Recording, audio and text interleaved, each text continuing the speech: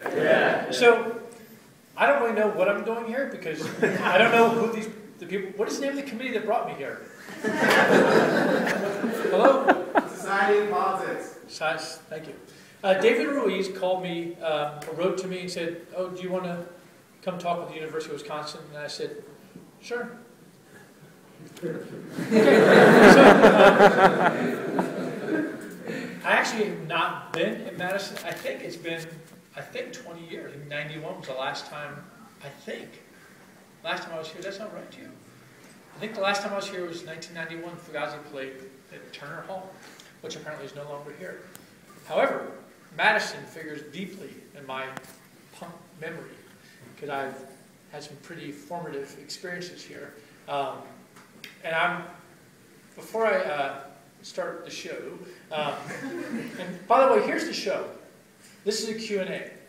So anybody who has a question, you ask the question and I answer it. If you don't ask any questions, then I stand here. And as I always say, like, we have a very weird impromptu Quaker meeting. So, but the concept really is that over the years people say, "Oh, will you come talk? Would you come talk?" And I don't have an agenda. I have nothing to sell. Conversely, there are a lot of people who've asked me questions. Like I do many interviews, and most of the interviews I do obviously are with fanzines, or magazines, or webzines, or newspapers, and every one of those entities has a really specific kind of, like, their aim, what they're going for is really specific to that particular publication. So their questions are kind of, for me at least, are predictable. But I've often thought, like, well, what do the people want to know? And if they're curious, I'm happy to answer a question. I think that a lot of times you see people, when you think about people who you've heard of, they're sort of in these, what appears to be an elevated position. And one aspect of being in this sort of apparent elevated position is how on earth did they get to that elevated position? And I think a lot of people like to think about it in terms of, like the people who are there, like to think, well, yeah, God placed me here, or the golden helicopter dropped me off. But really, there's a ladder. And my initial thought in doing Q&As was reveal the ladder. Like, just talk. If people are curious about something, talk about it. Also, for me, it's just interesting. Like, I like to talk. I'm interested in people, and it's an opportunity to go out and speak with people. So, while you're thinking of your questions, I'm just going to I want to tell you about my first visit to Madison, Wisconsin, because it was an incredible scene. In 1981, I was playing Minor Threat. We played our first show in December of 1980. We played through the spring. I think our first single came out in June of 1981. And we decided that summer we were going to do a tour of the U.S. This is so improbable. If you have to understand at that time that the network it didn't exist. It wasn't as if we had an agent or a manager. All we had was people, like, we just get names of kids who would send in mail order to Discord, or we just hear about scenes and we'd start writing letters to each other, just letters, or just calling people up at outrageous, 75 cents a minute or $1.50 a minute phone calls, but just calling people long distance and just making these connections around the country. So we decided that we were going to go on tour. So it was Minor Threat and a band from DC called Youth Brigade. The guitar player of Youth Brigade borrowed his parents' camper van. So we put the gear in there. I had a 1970 Plymouth Duster that my mom gave me that was falling apart. And Brian Baker took his mom's Volvo wagon. And we set out like this parade of cars filled with people, 2 bands, and like my brother was 14, we had like all these 14-year-olds, 15-year-olds, 16-year-olds. Like we just had a whole show. Like we had the 2 bands and the audience. How this ever came to be, I cannot explain. I recently came across, my mother was an amazing journalist. Like, she kept journals for almost her entire life. And when she died, she left us 3 filing cabinets of typewritten journals. phenomenal. And recently I've been working on this project of digitizing or scanning all of these things, because just there's only one copy and there's 5 kids in the family. I thought, I know, like digitize, but it's a crazy project. But I came across from July '81. She was writing about that. I've just said like, oh, by the way, we're leaving to go on tour. And my parents were like, okay, what's the plan? And they were like, well, we're just all going to drive, you know, like we're just going to take. And my brother went, and my father said to my mother, like my brother and I were driving together in the Duster, and my father said, that's like the president and the vice president flying on the same plane, right? And then my mother said, great, now I'm not going to sleep for 2 weeks, you know. But, so we drove. Our first stop was Maumee, Ohio, where a band called the Necros lived. So this band called the Necros lived in Maumee, Ohio, and they were kids like us. We met up with them, and then we did a show. I think our first show was in Chicago. We played at O'Banion's, which was this pretty infamous club in Chicago that we booked with a band called the Effigies. But when we got there, it was 21 and up, which we had never even heard of. And we were like, as I said, like I wasn't 21. Like we were all kids, and certainly my brother and his friends were like, they were little kids. So they said, oh, you can't come in. Like the bands can come in, but the kids can't come in. We're like, fuck that, like that's crazy. So we worked it out so that I told everyone, okay, there was like a fire exit right next to the stage. There was like a very low stage and just like an emergency exit. And I said, everyone just line up outside the building and just listen. I said, because as soon as we count the first song, I'm going to open that door. So as soon as the first song hit, I just ran over and hit the door, and they came running in, and we just had a show, and then we were like banned forever from Chicago. Then we drove up to Madison, Wisconsin, and we had been in touch with this band called the Bloody Mattresses. They were kids that were like-minded. This is very important. I have to explain to you like how important this was at the time, finding these like cells, these pockets of kids around the country who are just like, wow, like how is this happening that we're just finding each other? They lived in a building that was formerly a dentist office. Little tiny rooms, every one of them with its own sink, right? Because it was like it was a dentist office. And they ate nothing but cheese. And the reason was that at that time there was a program called, I think it was called Government Cheese, and it was, Wisconsin was like trying to like help the less fortunate by shoving horrible cheese into their guts. We ate grilled cheese, breakfast, dinner. It was always cheese, cheese, cheese. And then we played a show at this place called Merlin's, which was, where was it? University Ave. No, State Street. State Street. All right. Crazy night. There was a fight. I remember there was a fight a fight broke out that rolled down the stairs. There was a second floor. And I think at that point, we got a call from Tommy Clinton, the guitar player of Youth Brigade's parents.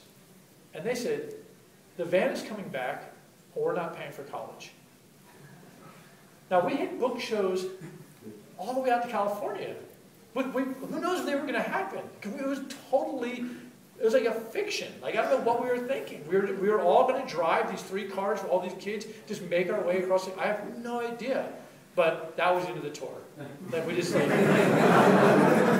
right back, just went right on back. But that time here, it was sort of like when you have an experience where you think there's something out there, and then you go, and just that little taste makes you realize, yeah, there is something out there. Keep going.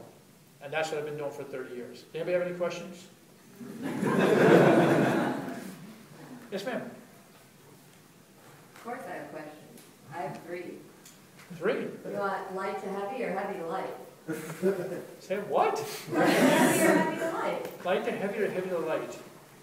Can you give some context on this question? Okay, actually one's not a question. One is thank you. You, at one point in Green Bay, at some point in the late 80s, early 90s, spared my head from a boot. Oh, yeah. My brain somewhat functions, I'm appreciative. And then my two questions, one is about sexism, heavy. The other is about laughter, I got it. light. Yeah. Heavy or light, do you still want to Oh, choose? whatever. All right, sexism. Yeah. You write about it a lot. I was just having fun doing a little like count how many women are in this audience, count how many women of color are in this audience relative to, say, men. I'm not going to predict how many of you white boys are actually straight. My poor husband gets a whole lot of this in my house. That is your straight white male privilege talking. Mine? No, he does. And I'm saying you have referred to your privilege and sexism over the years in a bunch of different ways. In your music, in your lyrics, at your shows, just banter to the audience when you're being interviewed by media. And I wonder now that you're taking a moment in this setting to reflect, say on your first visit to Madison or other things that you've learned over the course of your adult life, if you can speak to how has your awareness of your privilege affected what you say in interviews, what you put on a record, how you do what you, like how you go about your life. Because I know that you had a sense of sexism and privilege when you were a teenager writing songs that continues into the work you put out today.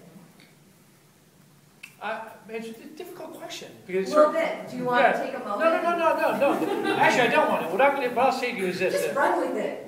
What I'm gonna You've say, got privilege. How does it affect your life?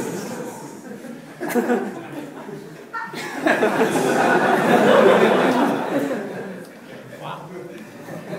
Let's have an interesting dinner conversation. The reason I pause at your why because for me I just am. I don't like I grew up in a family. I have 2 older sisters. I think that I just have been aware of being a human being, and human beings come in all shapes, sizes, genders, all sorts. They have all different kinds of parts. Everything is different, and I think that growing up in Washington D.C., I was especially going to public schools, I was definitely a minority. There's no question about that. My junior high school was 90% black. My senior high school was 70% black. The city was Chocolate City. It was thought of as a black city. I think that my whole reality is so weirdly skewed. It's not unlike other. It's unlike other people's realities. I'm guessing that because I can only speak for my own reality because it's all I know. I was born and raised in Washington. I lived there for 51 years. I just turned 51 last week. I don't really have any idea what it's like to live anywhere else. I can't imagine it. And what I can say is that the experience that I had, I feel like that I had an opportunity to sort of see things from an inverse. So I perhaps, yes, I enjoy. There's a white male privilege, of course. I think about that actually today. I got on the plane to fly out here, and it's weird when you step through the first class, and you're like, wow, check it out. Ding, ding, ding, ding, ding, ding, ding, all the white dudes. Bam, right there in the front. And I think about this. And of course, living in Washington, when you see the way the power structure is, you just think, okay, there it is, I'm aware of that. But I feel like it's the weather, It's the weather. And what I mean by that is, and I think about this actually applies to a lot of things that people consider to be difficulties in life that I consider difficulty, that it's the weather. If I could rearrange things, I would. But I don't know how to rearrange things. I look at it as the weather. So how will I navigate it? So as I grew, in the very beginning, growing up in that environment, I was singing about it, writing about it, and trying to secede from what was sort of thought of as sort of this, life, the way, the general populace. I was I don't like the way society seems the mainstream. I was I don't want to be a part of this.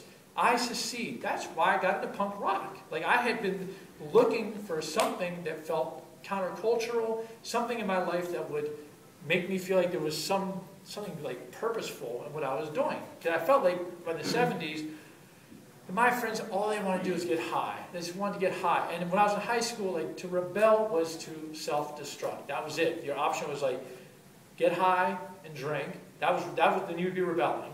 Or, you could just go to college and whatever, do that thing, get a job. And so I always thought how strange a rebellion would only take the form of self-destruction. because I just never got involved with any drinking or taking drugs. I was not interested in it at all. So I kept looking around and like, where is the counterculture? Where is it? Where is the area in which people are questioning conventional thinking? I didn't find it for a long time. But at some point, after arguing with some friends about whether punk sucked or not, and I was like definitely like, punk sucks, you know, Nugent rules. But this is an aside. Like, my love of Ted Nugent in the 70s, this is actually a perfect, like, this will give you a really clear idea about how powerful the mind is. Because in my mind, at that time, when I first heard about Ted Nugent, what I knew about him was that he was totally straight, he didn't like drink or take drugs, he was totally visceral, wild on stage, and like I thought him as an animal rights guy.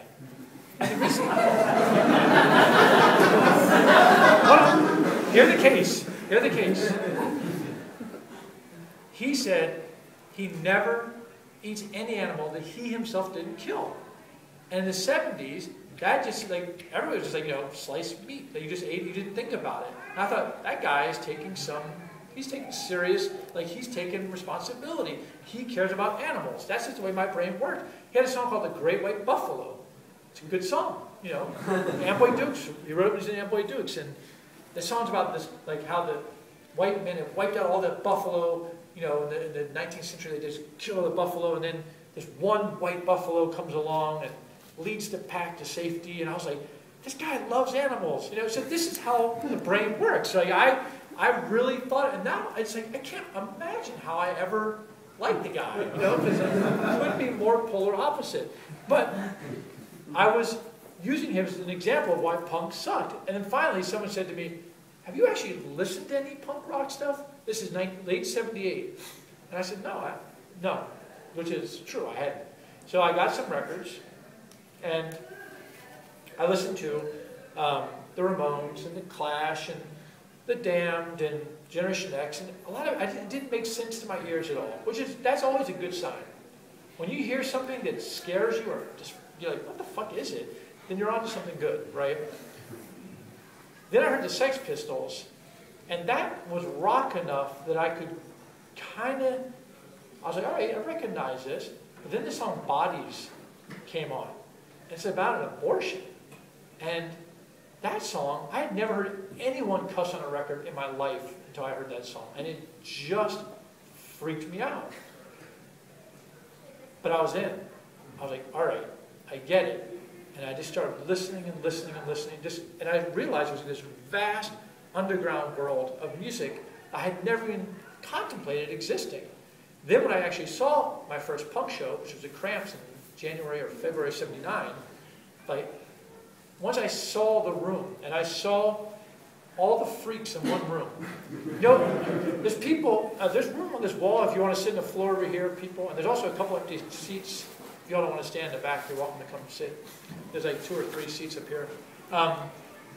So what I saw in that room was all the freaks. I saw people who were challenging conventional ideas about music, obviously, about fashion, obviously, about politics, about sexuality, about, you know, the way you're supposed to behave, like etiquette, like everything. It was all in this one room. I saw it for that first show, and I was like, whoa, like, these are a bunch of freaks. I'm home.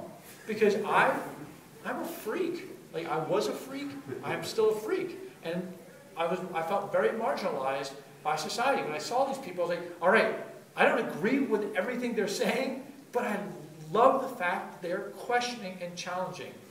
And I think that was my initial engagement with punk rock, was this idea that what mainstream America had to offer, which I always felt like was largely at the base, so much of it is so toxic. These were people who at least were challenging these ideas. It was an environment in which you could really learn. So I think that was and then I started seeing, of course, the first band I saw was at Cramps, and Poison Ivy played guitar, and she was a godhead guitar player. So this was again, mind-blowing for me. So I think at that point, I started to think about other realities, which is a good thing to think about. You know, people often talk about, here's something I think about similarly. Like, people say, like, oh man, you know, your work is so important, blah, blah, don't you work with it? And I think, you know, 99.9% of the world never has and never will ever hear of me or anybody I ever knew. It's totally nothing. Absolutely nothing. It doesn't matter, you know? It doesn't matter because there's so many different realities in the world. This is just one, like, you know, just like one little tiny thing. So that's, I think, now that I know that it's nothing, then do it well and give a fuck. And here's my slogan. I care, but I don't give a fuck. Because I know it's nothing. Now, to answer your question specifically, I don't know about privilege.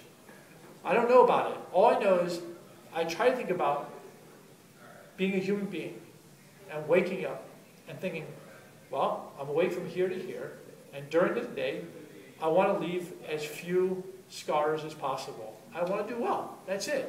And as I first got into punk rock, I was really like singing about my, you know, all my songs in Minor Threat were like really written to like 10 people, which is weird. I think most people don't have any idea. Like the song that I was writing at that time, like think about your set, like your friends right now, like your like close like sort of pack. That's who I was singing to. It never occurred to me ever that these would be like, you know, I never thought I'd have to like answer questions to a guy, like a Polish skinhead guy who's like, what do you mean by this? I'm like, whoa, shit, I don't, you know, like, like I had a white power Polish skinhead saying, your music is, this song is very important for us. I was like, ooh, why? What? You know, and all these, at that time, I was just singing to my friend. I was really wrestling with being a kid, trying to figure out, like, how does this work? How does life work? Like, how does the fucking work? How does the, like, what are we doing? Like, you know, Guy was not going to go to college. That was for sure. Guy was like, I am not going to owe money ever in my life. Which I was like, I can't take a loan. And my parents didn't have the money. I was like, I'm not going to take a loan. No fucking way. I also thought, most colleges I went to visit at the time, my friends were there, I was like, all they do is get high. This is ridiculous. Go into debt while getting high? Fuck that. You know, just let's go stay home and play music. So, as I was working out, like, how life worked, as I got older, before long, like, you know, what I realized that all this sort of discourse, this discussion, all these songs we were singing, all this sort of, these interactions we were having with each other, these boys and girls in the DC punk scene, like all of us, and then these other scenes in Maumee and Detroit and Madison, Wisconsin, Reno, Nevada, like all these little scenes, Boston, like all these people involved, like what we were forming were tribes, you know? We were forming tribes. And as a tribe, like the DC kids, like kids who I was rolling with at that time, I am there, that's my tribe still. Like most of them are not in bands at all, but we have like, you know, you have that special, like, you know, we know each other, you know? And as I got older, I think we all started to think like, okay, so how does this apply beyond our small set? And the women at that time, in the early 80s, you know, the punk scene in DC were like, you know, something's fucked up here. And I can tell you what was happening. I can give you my assessment of it. Initially, as punks, like we differentiated ourselves from mainstream society. Well, as mainstream society often is wont to do, like they lashed out at us because Americans hate the other, right? They just hate the other. So as kids, like to cut your hair short was like, you're going to get an ass kicking. And it may be hard to believe, I'm serious about it.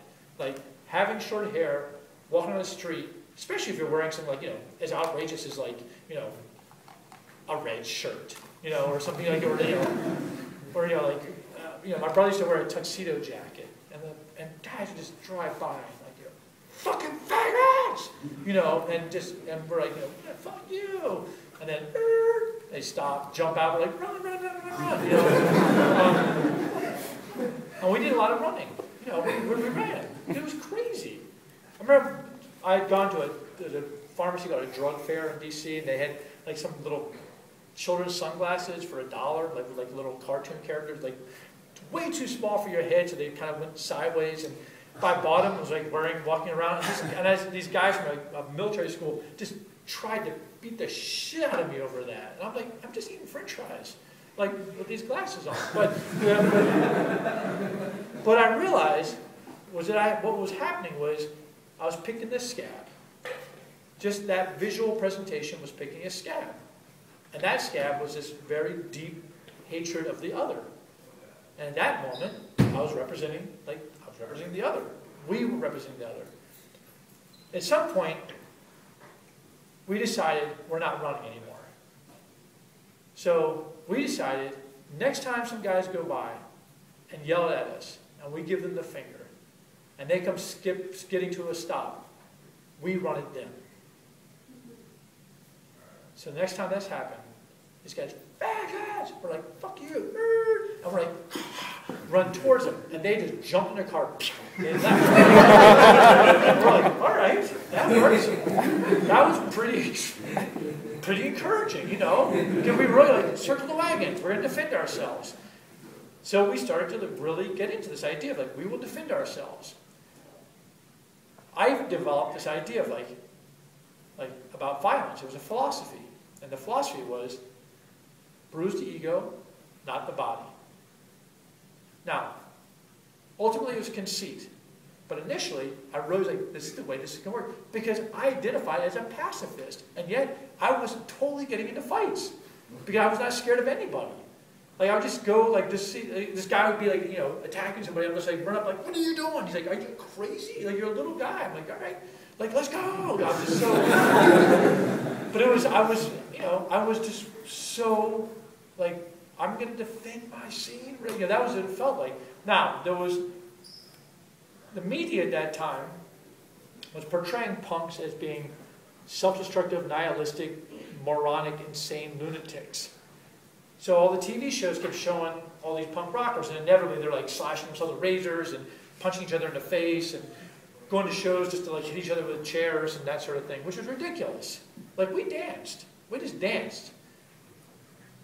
Then people started coming to our shows, and they're like, okay, that's what punks do. So suddenly, this problem we were having out in the streets was in the club. So these guys would attack us. Like, they would like, come on, and they'd punch you, they're laughing. And you're like, don't, you know, hey. And then next thing you know, there's like a fight. Well, the fighting just started to become ubiquitous. Because violence begets violence. It's just, it's a truism. And the more the violence just started to spread, then these little like gangs started popping up in DC, people I didn't really know, and they started fighting. And I was like, this is fucked up. These people, everyone's just fighting.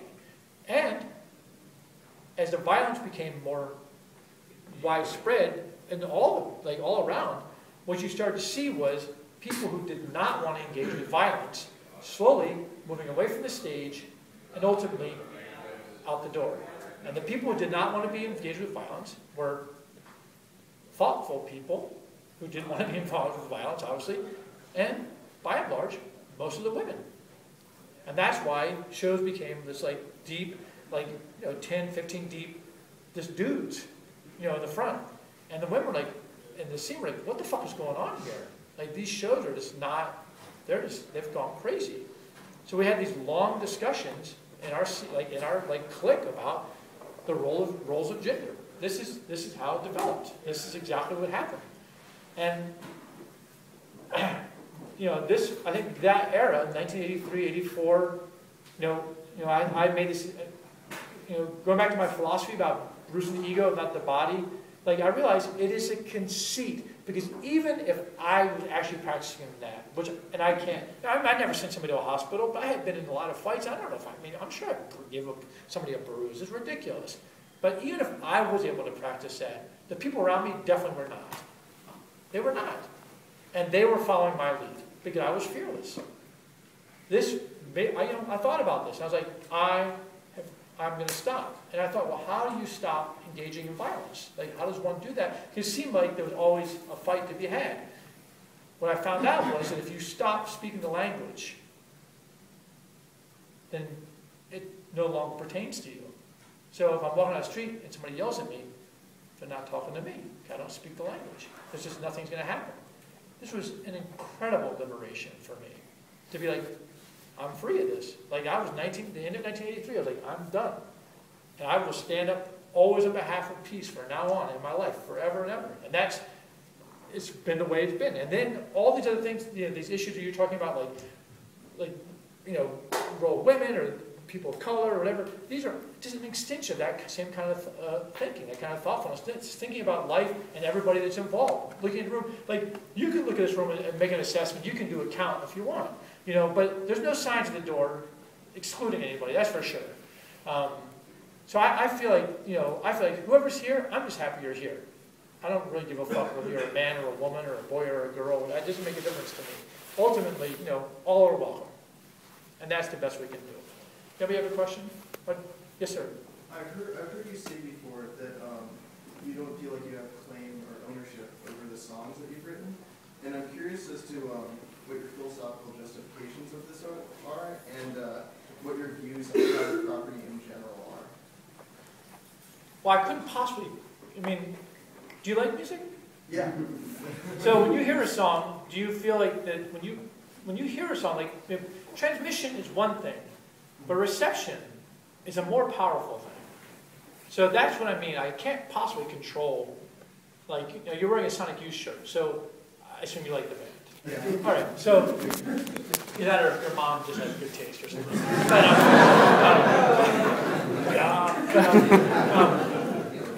No, but the point is that I don't know how you engage with music, but for me, I listen to music, and if it's coming from a place that I trust, people say, "What's the music you like?" I like the genre I like is music made by people who don't have a choice in the matter. That's what I'm interested in. I want to hear people who make music where you feel like that person has to make music. And when I hear those songs, I get so involved with them. And I don't know, there have been songs I've listened to and I've developed a relationship with that song. And then there's one song, there's a band called The Obsessed. I don't know if you all know them or not. They're from the DC area, very heavy band, kind of Sabbathy, often considered the sort of godfathers of what's called stoner doom. And they have this song called Touch of Everything, which is, this song was so heavy. It's like this song he's singing about, I want to taste it all. And I thought, God, this guy, and I know the guy who wrote it, and he's kind of an incredible guy. His name is Wino. And I thought, these lyrics are so deep. And I remember talking to him one day, and I said to him, God, Touch of Everything, man, the song is so heavy. Those lyrics, man, it really touched me. He was like, yeah. I remember I wrote that, I was taking a shit when I wrote that.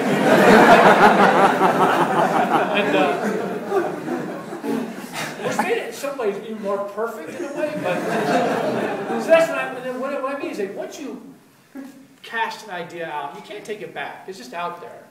So that's what I mean by that. I can't control the songs I've had. I work hard on creating ideas that hopefully will translate in a positive way. Now, early on in my thread, I had this idea of okay, write songs, get to the point, make it clear, and just bam, it can't be misinterpreted. Well, I learned a lesson about that. I learned a really deep lesson about that. And how could I know? I was 18 or 19 years old at the time.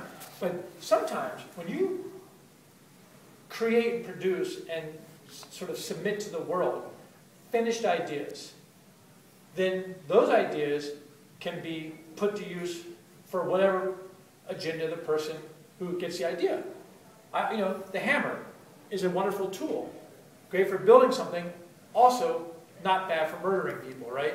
So, it can be, so this is the thing about songs in the same way, when you make finished ideas, those ideas can be employed. So if somebody's got a really positive idea, a positive outlook, those ideas will be employed that way, and they have a very negative one, they'll use it for that purpose. So the song Straight Edge, for instance, which I wrote when I wrote in 1980, I was 18 at the time when I wrote it. It was a song about a person's right to live his or her life the way they wanted to. That's what the song was about. Because growing up at a time where everybody was getting high, and I didn't get high, and I was being ridiculed for it, I was like, why can't I just live my life the way why can't I just live the way I want to live? Deeply inspired, by the way, by Jimi Hendrix. in a song called If Six Were Nine. And in that song, Jimi Hendrix says, I'm the one who has to die when it's time for me to die. So let me live my life the way I want to. I thought, yeah, like, yes. Like, that seems so obvious. Like, why can't we live our lives the way we want to live them? When you're a kid, you're like a teenager, there's so much pressure from people. And people are like, you know, come on, dude, I'm going to tie you to a tree and get you high. I'm like, why? You know, you're making us feel bad. I mean, why? I'm just standing here. So, you know, you make us feel guilty for drinking. You know, contrary to popular belief, I never slap beers out of people. I'm not like that. I'm just not, that's not my way. That is because it's apocryphal. It's nonsense. So I wrote this song, which was really about living, having the right to live how you want to live. Now, over the years, that became like misinterpreted because people heard it as a series of, like it was like a set of rules. And then it became a movement. But starting in even as early as 1983, I'm literally on a record saying it's not a set of rules. Like in 1983, literally on the record, not figuratively on the record, literally on the record, I say it's not a set of rules because we were trying to I was saying this is not the idea. Then it just continually, generation after generation after generation of kids, this idea was out there. I can't control that idea. And I'm not saying that they're fucked for doing that, whatever. That's their business, you know. It's a phenomenon, way out of my control. I mean, do you think that when I wrote the song, I thought, hey, this will be in a dictionary someday? When I wrote it, I was like, oh, I know, like, you know, Kim Kardashian's going to talk about it in 30 years from now or something. I'm like, that just is so insane to me. Every once in a while I'll see some like celebrity guy, like, well, I'm not straight edge. I'm like, whoa, like, how did that happen? You know, I was singing to 10 people, 10 teenagers. That's who I was singing to. Once you go through that experience, you realize you have no control over anything. Now, once I realized that these ideas, my idea being very direct, as a way to combat misinterpretation. Once I realized that that was not working, or it didn't work, because my affair broke up in 1983, after that I really started to think about the idea of like, well, instead of giving people uniforms, which they can slip on, create fabric, high quality fabric, and make them do some work. Make them stitch your own shit together, you know? And that's really, like, my writing after that was really, like, it was to tease, like, to put ideas out there, but to really try to make something that wasn't quite so, like, just easily adopted to something, but hopefully make people engage, because that's all it is, it's conversation. Just trying to engage. Music is a point of gathering, it's a way of conversing, it's a reason for people to talk. And I hope, when I write a song, I hope somebody sits down and like, what does that dude mean by that? I just played a show in California, right? I played a few shows in California, and on the new Evens record, there's a song on there called Let's Get Well. And there's a lyric on there that says, the first opening lyric is, oh, California, you have your boundaries, but one of them is a line you did not draw. And I kept thinking, like, well, someone's going to be like, what are you talking about, right? No one ever asked me that, but I hope somewhere, at some late night, somewhere in this world, somebody says, what is that guy talking about? That's all. Then I will have succeeded. Did that answer your question at all? Oh, you want to talk about digital crap? No, I poorly, I guess. I'm curious as to, because you said that, and Fugazi, the way that you financed it obviously didn't fit into this sort of capitalist system. What your, if your views on that tie into broader views about private property? I don't quite understand the question. You're right. I mean, music is never private property. Now, how could it be? I wouldn't be standing here if it was. And that's the thing about music is, until the early 1900s, you couldn't buy music. It was just out there in the air. You couldn't sell music. You could sell sheet music. You could sell performances. But it wasn't until the furniture makers came up with this idea. I mean, that's why I read this, I saw an interview with, I think this guy from the Blasters, Dave Alvin, I think it was. He was talking about that the original record player was actually, it was like a company that made like fine furniture, cabinetry, and they made this sort of beautiful wooden box, and they put a record player in it, and they thought people would love to have this record player in their room because it's so beautiful. So let's make records so they'll want to buy this piece of furniture. That's how the music industry began. I don't know if it's true, but it might as well be, because that's the way music is treated. It's always being pimped by somebody. Look around you. Look online right now. Look how music is being pimped. It's always being pimped. So record labels, once electricity came, once they figured out a way to commit music to some kind of vehicle, to a commodity, record labels have enjoyed like a 100-year monopoly, right? And I always ask this question, and for those of you who already know the answer, don't give it up yet, but what is it that record labels sell? An image? Image? Anybody else? Product. Okay, product. That's general. Okay. Anything else? Any other guesses? Emotion. Success. Okay, here's my take on it. Plastic. That's what they fucking sell. And you think I'm joking, but I'm not. You see this cup?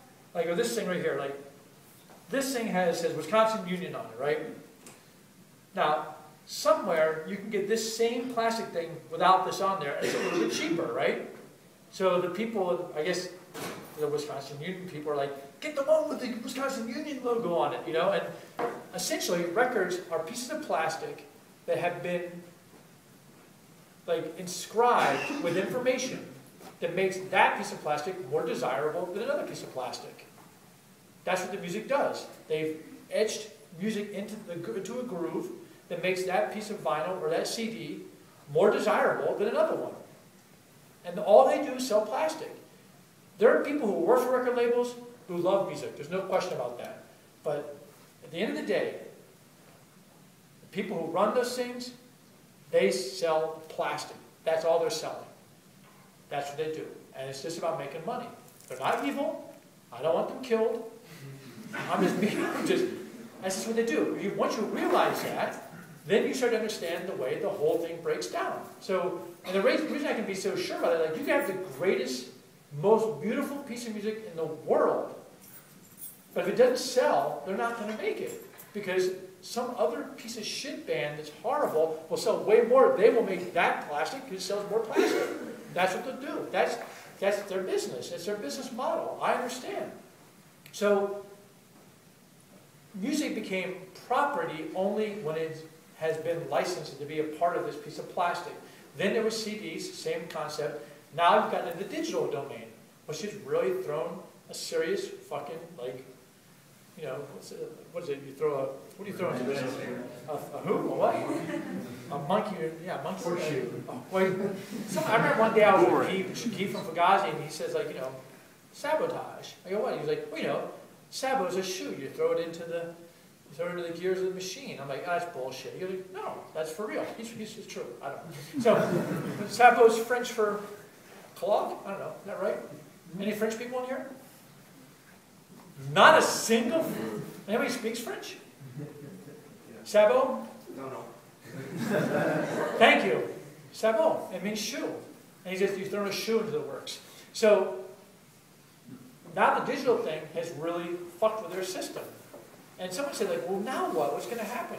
What's going to happen with music? The label? I don't know. Maybe they'll all go away. But them in Congress down there in the United States, the capital where I live, they're working hard to put up the toll barriers everywhere they can. They want their money, for sure. I don't know what to tell you about private property. I just made music. I don't know. I just can keep going. Yes? Touching on that maybe a little bit, the whole DIY thing, with the internet today and the last culture and everything out of the world, do you think you had an easier time doing it DIY in the 80s, or would you think it would be easier? I get this question a lot, and I just think it's always the same deal. I feel like the internet, there's certain aspects of it, wow, you can just put your music out there. And it's really, it's like a drop in the ocean. It's just too much. The problem is not, the problem now is getting people to listen. Because everybody's listening to everything, and it's so fast. It's just and you can't, I think that at least prior to this, getting a record, you're like, whoa, and you listen to a single 40 times in a row. But now, since because you just went to the store and bought one record, like, I'm listening to this over and over and over. So there's certain benefits to that in terms of developing a relationship with music. And for a band, like, I know that our early records, people really engage with those records. I think much more than a lot of internets. I think now just there's too many distractions. Conversely, in 1979, 1980, like growing up in Washington, D.C., I mean, can anybody here name like a really prominent rock band from the mid-70s in Washington, D.C.? Bad Brains. Late 70s. Slinky Boys. Thank you. Slinky Boys, I wouldn't say they were a really nationally prominent band, but I appreciate your deep knowledge. There was just nothing, there was no scene in like DC. There was a new wave kind of bar scene, great bands like the Slinky Boys, phenomenal band, but DC just didn't exist in the music world. So being a kid growing up in DC, like want to play music, they just told you to move to New York. You just got to go to New York. And of course I was saying, well, I'm not going to move to New York. That's crazy. I'm a fifth generation Washingtonian, so I can't move to. My mom, you're not moving to New York. I don't know if you ever noticed, like when we on the I forget which record, Made in Minor Threat record. This first single we put on the label. It said Discord Records, and underneath it, like a lot of labels they have a little slogan, and our slogan was putting DC on the map, which we thought was hilarious, because what map is Washington, D.C. not on? In the world, right? We're like, put D.C. on the map. But it was a joke. But we were also serious. At that time, it felt hopeless. Like, how could we ever, it's just, the world was too, I had no idea how any of this worked. Nobody in my family was a musician. Like, I didn't know anybody in the music business. Like, we approached this, we had no idea how to make a record. All we knew was, okay, we had a tape, we had some money, let's figure out how to do this. We got a phone number for a pressing plant, we got them to make these singles, and then we took apart a sleeve of a picture sleeve from England, and we just carefully pulled it apart, and we unfolded to see the way it worked, like how you saw the little flaps, you fold and put glue, and we put that on an 11 by 17 piece of paper, we drew a line around it, and then we just filled in our own graphics on that piece of paper, and we took it to a print shop and said, can you make 1,000 of these? And they gave us 1,000 11 by 17 with this weirdly shaped art on it, and then using scissors, we cut them out. And then using rubber cement, which was a bad idea, we folded and glued each one, and they all came apart, and then we had to get Elmer's glue and use that one instead. And we did the first 8,000 to 10,000 records by hand. We made those records by ourselves. That's record industry. That is the record industry right there. That's making records. But we didn't know. We didn't understand. We had no idea, no contact with the way music business worked. All we knew was we were part of like an underground scene. There were like-minded kids around the country we wanted to know. We just send records, like we'd hear about a fanzine, write to them, send them the thing, and just try to make these connections. But we had I certainly didn't think I'm going to start a label and have a label. I definitely was not thinking that. My point is, it was very hard, I guess, to make it at that time.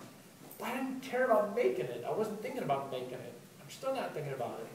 So if I think, like for me now, like, yeah, there's certain aspects of like, the computer world that you're able to record and you can get the music out there, but you gotta make something that's worth hearing. Like I always say, if you want people to remark upon your music, you better make something fucking remarkable. It's always about writing a good song. People say, how can I go on tour and make enough money to pay my rent? Write a good song. I don't know. I don't understand. I don't know what it is. I don't understand. But I feel like in the internet, it's the same way. If you have an idea that is really, like, if it connects, then people will find it. But that's what I can say. Yes, ma'am. So you talked a bit about Tribe and Henry Rollins was here. He spoke very fondly about your childhood friendship, and I'm curious if you could tell us about meeting him and also other people who were really important in your life. Sure. Actually, Henry is in D.C. right now. And on Monday, yesterday, he's shooting a documentary thing in DC for a couple weeks. He had a day off on Monday, and we spent the entire day like at Discord House. He was working on his new, like he's writing a column for the LA Weekly. And I was just working away on my shit and I mean, this summer will be our 40th anniversary of our friendship. I met him when I was 11 years old. Love that guy, love him. And our friendship is weird. It's an interesting, like, you know, over the years, like we've just, like, you know, we were so tight, and then, of course, when we went to California, you know, it was like, our lives sort of became strangely parallel, but in many ways, like, the friendship has become much deeper now than it ever has been. I think just that we just always have stayed connected. We both discovered, like we didn't know this, and that each of us have saved every letter the other sent. We didn't know this. Just recently we acknowledged, like I have all your letters. Like, I have all your letters there. But I'll tell you how I met Henry.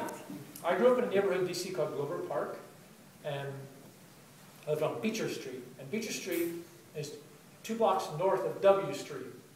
DC, we have an alphabet system, right? There's letters, A, B, C, D, E, and then it goes to 2-syllable. So you have, you know, Beecher's the B instead of B, you have Beecher, and then like, you know, Clifton instead of C, and Davis instead of D. Henry lived on W, so he's at the very top of the alphabet. There's no Y or Z streets. And then Beecher's is up here. So if you grew at that time, like, you know that song, I live for my block, I die for my block. That's kind of like the way we were, like, I live for my block. You know, I only knew the kids in my block, but someone said, there's a guy on W Street, some kid just moved in, he's got a BB gun. Really? That's snakes. Fuck, let's go see this guy. So we went 2 blocks down W Street, 3808 W Street, and knocked on the door, and this kid answered, and he was like wearing glasses and kind of nerdy looking, and I was like, this guy's got a BB gun? And he had a BB gun. And he had a snake, he had a boa constrictor. And we would just go to his house after school. His mom, he's lived with his mom, and she worked. So we go after school, we'd all go to his house, we go in the basement, and he had a cigar box. He had cut slots, he put poker chips in the slots, and he put a bunch of styrofoam against this stucco wall in the basement, and we would just sit there, just jamming Aerosmith and Cheech and Chong records, and shooting poker chips. Well, he had a Crossman 760 pump air rifle and a CO2 pistol. I always sit there shooting poker chips, feeling like badasses. And then so this is 74, my dad got a fellowship at Stanford University, and I had to go to California for like 8 or 9 months. And while I was gone, my other friends in the neighborhood got into trouble with Henry. And Henry, at that point, we realized that guy's tough. He was tough then. At first, we didn't realize, this guy's not so tough. He is tough. And so I got back, and they're like, that dude Henry wants to kill us. I was like, why? And I was like, I wasn't here, I'm not involved, but I was guilty by association because they're my people. So then, for probably 6 months, anytime you saw Henry, you had to run. Henry was trying to kill us, was trying to beat the shit out of us. And I remember one time, I was in a parking lot near the old deli, and Henry's just like, I see him and he goes, you know, your fucking friends are a piece of shit. And I'm like, oh really? And bam, I was like against a wall, and I was like, oh my god. So I was like, all right, that guy, don't want to deal with him. Then we started skateboarding, me and my friends. We were building a ramp in my alley. And like the alley, there's like another alley goes down a hill. Like we're here, there's another alley that kind of comes down this way, and we're right here working. And I see Henry riding a skateboard down right by the alley crossing there. And I said, oh, now that guy, that fucking dick's got a skateboard. And then he comes back up and he sees us and he's like, pretty cool ramp. Yeah. And then we just started skating. And then we just skateboarded so much. Right? We lived to skateboard. We skateboarded he and I we skated as much as we could. And I mean, we had very different lives. He went to a all-boys prep school. I went to DC public schools. So we had very different realities, but then we would always, like, we just lived to skateboard. In fact, when I was 16 years old and he was 17, we took a Greyhound bus to California by ourselves to go skateboarding. What the fuck was that about?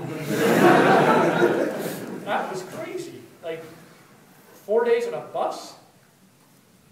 You haven't lived till you're 16 years old at like 3 in the morning at the Chicago Greyhound station with guys just trying to sell you something you don't even know what they're talking about. But he and I took a bus there and back just to go skateboarding. The thing about skateboarding, I'll just very briefly say this about skateboarding. Very important development in my life. Because the thing about skateboarding was it gave me an opportunity, it created this ability to redefine the world around me. Everything that I saw, I was seeing through a filter. Like I thought about being a skateboarder. So if it rained, that was significant. That wasn't just like, oh, I need an umbrella. It was like, fuck, I can't skate. You know, if I go swimming, I'm down at the bottom, feeling the transition of the pool, thinking like, how can I ride this? Like everything, it taught me how to look at the world through a different set of eyes. So that really parlayed into punk rock. When I got into punk rock, I was like, I already have this art of looking at the world through a different set of eyes. Ironically, at that time when I got into punk, it was like the skateboarders in the DC area, they hated punk. So when I got into punk, I had to leave skateboarding, which is very funny because later they became so synonymous. But at the very beginning, I realized, oh, these guys are a bunch of jerks, these skateboard dudes. But Henry and I, we just became so tight. We skated for years. And then got into punk. He didn't see the Cramps. But the second show I saw, was his first show, was The Clash. That was a great night. That was a good one. Although they weren't really a punk band, they were a rock band, in my opinion. Good band, but they're rock. We just stayed really tight. Like every job I had, Henry got me. My first job was working at a Friendly Beasties pet shop. Henry worked there, he got me a job. Then he worked at the Bethesda Surf Shop, which is a skateboard shop, he got me a job. Then he worked at the Georgetown Theater, and he got me a job. And then Haagen-Dazs Ice Cream, he got me a job. So, and when he was singing this band SOA, and I was in Minor Threat, we worked in this movie theater, the Georgetown Theater. I worked Mondays, Wednesdays, Fridays. He worked Tuesdays, Thursdays, Saturdays. And a kid named Jamie worked on Sundays. And Jamie could only work on Sundays. So, who got to play depended on who had to work. Minor Threat, SOA. So like there's a Tuesday night gig, Minor Threat's playing, you know, because Henry had to work. Or that's who would headline, because they would get off work at 10. So like SOA would play on Tuesday, Minor Threat would play last, and Henry would come running from work, you know, or Monday, I would come, you know. We were just always together. Then, I remember this very clearly in May or June of '81, I got a call from him. He says, guess who the new singer of Black Flag is? Now this is an interesting question because we knew that Dez, the singer of Black Flag, didn't want to sing anymore, and we had read about them trying to find a new singer and all this speculation who's going to sing. So when he called me, he said, guess who the new singer is? And I was thinking of all the people, all the LA people I've ever heard of, and I said, I'm trying to think, and I go, who do you, me? And I was like, what? And he had secretly gone up to New York, didn't tell me. I had no idea about it. Sprung that one on me. But he'd gone and tried out, and they were like, yeah, why don't you sing? And at the time I remember this, kind of almost this feeling of like, whoa, like, God, man, he's abandoning, like he'd left. I mean, I took him to the bus station like 2 weeks later, gone, June of '81. And just feeling, wow, that was strange that he just, that's that.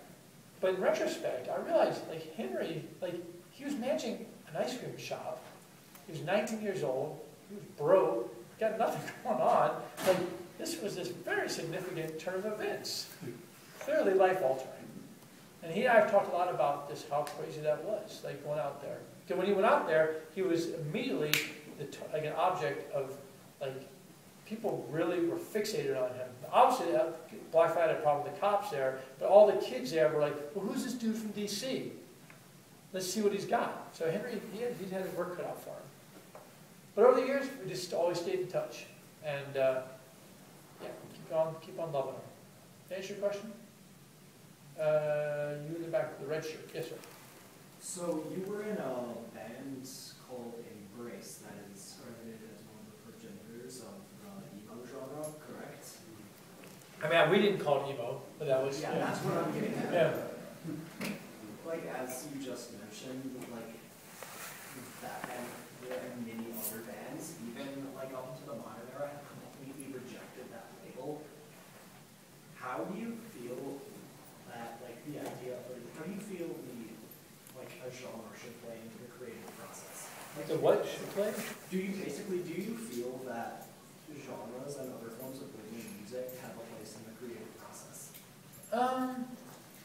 I think in actuality they do, but for me, I don't think about it like that. Like, I think that in reality, people are like, we want to be like, this is the kind of music we want to play. And that would play a role in the creative process, no question.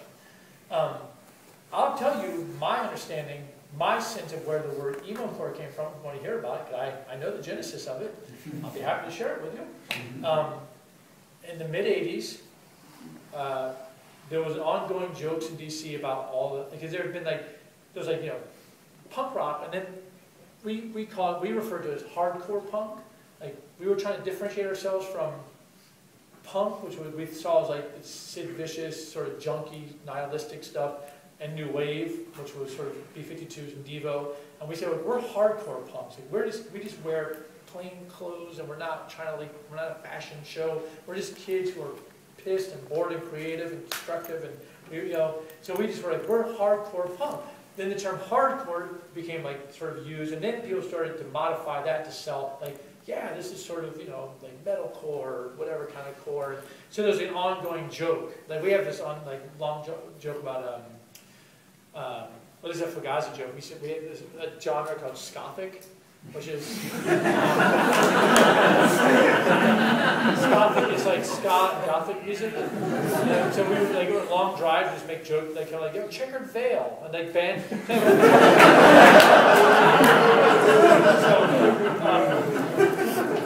So the same in the mid-'80s in DC, there's all these jokes about different core bands like polka core and all this stuff. And so Brian Baker, who was the bass player of Minor Threat, and I think he at that point was playing with Dag Nasty. Like Embrace and Rites of Spring, which are the bands that that I was in Embrace, and like Guy and Brennan were in Rites of Spring. And Rites of Spring were a phenomenal band. But Brian Baker said, "Oh, you're like it's emotional hardcore, emo-core, totally derisive. Like not mean like he was being a dick, but just like he was being a dick in a funny way, But like he wasn't like Brian's a friend, but it was like he was teasing us, and he did an interview. I think it's in Thrasher magazine. I'm gonna find this interview, and I swear to God it exists. And he used that term, emo-core. He said, like, oh yeah, they're like all those guys, like they're just guys bring handkerchiefs to their shows, all this stuff. It's so ridiculous. It's so not the case. But there was a guy named Tim Yohannan who did a publication called Maximum Rock and Roll, which was in the 80s very seriously influential publication. And when Tim Yohannan, who was a real believer in the orthodox punk, like really hard, fast punk, he liked it harder and faster. So when he saw that, he loved that. He's a prankster. And he seized upon emo-core, and he beat it to death. Every time any record came from DC, he'd be like, ooh, wee, more emo-core. It was a joke. It was a total joke thing. And it just never was never a term we ever would have used. Then this was 85. Maybe around 88 or 89, I went to see a band play, and unfortunately I'm not going to remember who they were at the moment. I think they were from Rhode Island or Boston. And someone said, these guys are emo. And I was like, what? I was like, really? What are you talking about? And I looked at the crowd, and everyone's just wearing backpacks. Right? And And the singer guy just goes crazy, screaming on the floor, rolling around the floor with his backpack on, and I thought, this is fucking cool. Like, it was crazy. What I love about it is that it was a secret language. I love it. I love it when people come up with secret, there's some weird language, like, where's your backpack? I don't know. And that's the first time I saw emo being used as a, like, but their whole thing was really, they called it as a screaming, and they were just, it was very cathartic. It was not commercial at all. This was at a church basement show, and really wild. And I thought, wow, look what's happened. This is, once again, an example of an insult being taken and turned around. Punk. That was an insult. Punk was an insult. And kids were like, all right, we're punks. I mean, we were growing up in D.C., there's an area called Georgetown. It was and it is now a very fashionable shopping district. But in the 70s, it was very much a cultural area where all the hippies hung out, all the head shops and that kind of crap. And then in the 80s, it's like, it was just a meeting place. You got to remember that kids at that time, like, there was no, people weren't using computers, and they didn't have, everyone's walking around with communication devices, so if you want to see your friends, you just have to arrive at a sort of an area in which you might run into them. And Georgetown was this sort of center. It was like a place where all the kids could get out of their parents' houses and just wander around and try to find each other, and then clump together and just keep walking around attracting more kids. So at some point, this older, like, new wave person in D.C. go like, oh, they're Georgetown punks. Like, in an interview, she said that. I'm like, all right. So then we just started fucking putting like the letter G on our jackets and stuff, and then we'd go to the shoes in the band, we'd go to our show, Georgetown punks, and we just took the terms and said, okay, we will take your insult and we're going to use it for our own purposes. So I think the emo at that point was like, people were like, they said, yeah, it's just emo. Now years later, it became some other like commercial form. I don't know, can anyone tell me what it is? Like it's like alternative music. What the fuck is that? Or indie? What's that? There's no. I don't understand it. I don't understand. I don't know what emo is, but it's crazy to not know what it is and at the same time be referred to as the godfather of emo. Very strange. Can I answer your question at all? Yeah, I think it does. Yeah. I mean, think about genres. Like ultimately, genres. If it's not secret code, secret language, right? Like if you have like within a region, like people and you're like you have a form like, yeah, this is our music, we're going to call it whatever, and you have this sort of underground thing. If it's not that, it's just about racking. It's just to subdivide things, And I imagine it'll become even more prominent now. The internet, because the internet, you're concentrating like, how do we like curate this madness? I mean, think about it now. Largely, everything is like it's all one form. You can't even. Everything is like one line of type. You just have no idea. And maybe there's going to be some graphic thing, but you can't tell. You can't get a sense of what the fuck it is. So I imagine now, like genres, those kinds of descriptive terms may become more in play. I don't know, but ultimately, that's the business, the record business. I think more what I was wondering was, do you prefer the approach of like, okay, this is a certain sound with a certain label, let's try and reproduce what our idea of it is, or like, let's just make music? Oh, I think you know how to answer that. You know how to answer that. Like, I never try to second guess an audience. I'm only interested in making what's coming out of, like, I don't want to make something that comes out of us, something fresh. So the band I'm in now, like, what kind of music is that? I don't know. It'd be like, kind of like a folk band with his girlfriend. What? Like it's so not folk music, but people don't know what to do with it. They can't figure it out. I say, keep puzzling the fuckers. That's my advice. Keep puzzling the fuckers. Yes, sir. Just to bounce off of that question, I'm always fascinated with where you come from philosophically with Fugazi as well as the other bands. And so, yeah, I would agree. You seem like a guy that just does it because you have to make music. You love to make music. Do you think it's, is this something that you guys would talk about in the van when you're bored? Where the question I really want to know is, I already told you we I'd talked about I'd love to hear you speak. Gothic. I'd love to hear you speak about, are you doing it as an artist? Are you doing it as a worker? That's all I can say. Maybe, I guess for me, they're interchangeable. For me personally, like, art should be pragmatic. Like, that's me. I'm not saying it for everybody. I'm saying for me, I think like art should be pragmatic. Like, I like the idea of making something working, but then ultimately, like, that's art. You know, that just happened. But I'm not a martyr guy. Like, I don't like when people they're like, I'm a musician. They're gonna spend like $15,000 making this record, and like 3 people want to buy it. That's crazy to me. Like, that's just not my world. I'm really like, keep it tight, keep it efficient. Like, that's how I operate. I have to operate like that. You're talking to a guy who's like I've just never I've never had a manager. I've never had a lawyer. I have no lawyers. I've never had an agent. I don't have anybody booking my shit.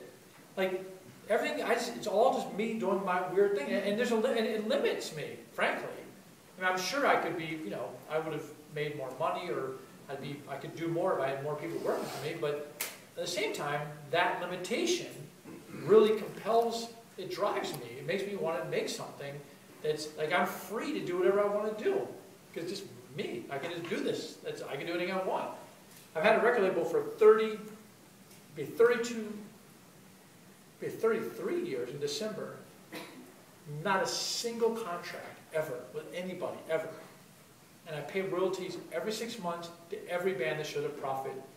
Bands that put out records 30 years ago still get a check for like, $75. And they're like, wow,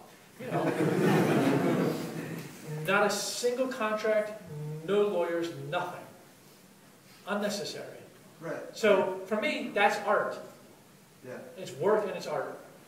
It seems like you have some sort of a struggle with the idea of calling the stuff that you have done work, because I'm assuming that how when some people in the world have to work, they really have to work hard and like break their fingers and all that.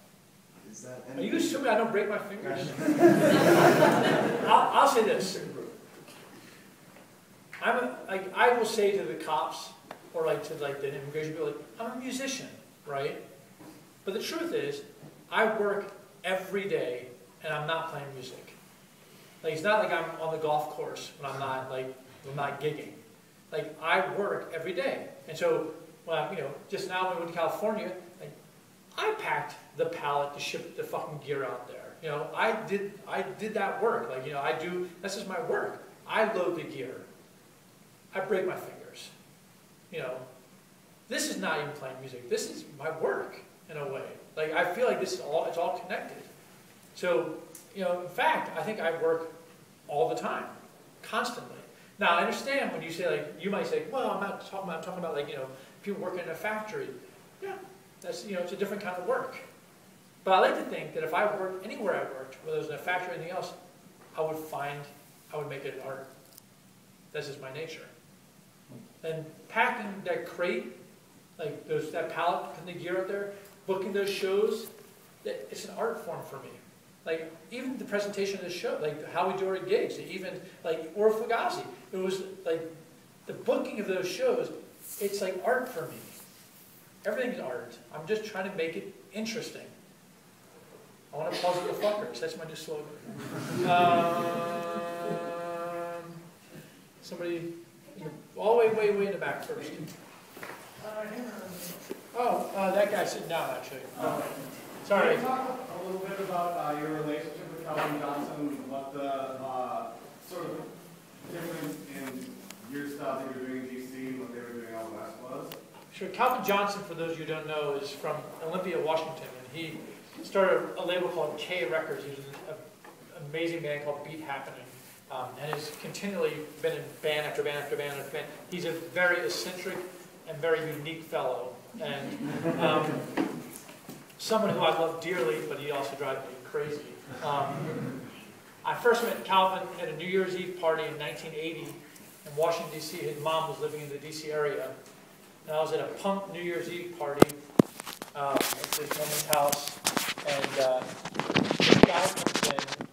And at that time, we were all wearing bandanas, because these kids in LA were wearing bandanas around their boots and stuff. And this guy comes in, and he's wearing like jeans and like these white sneakers, and he had pink bandanas tied around his ankles. And we're like, what the fuck is this guy? You know? And, yeah, he was a weird cat. And then I kept hearing about him. I didn't really know what was happening in Washington State. I just knew.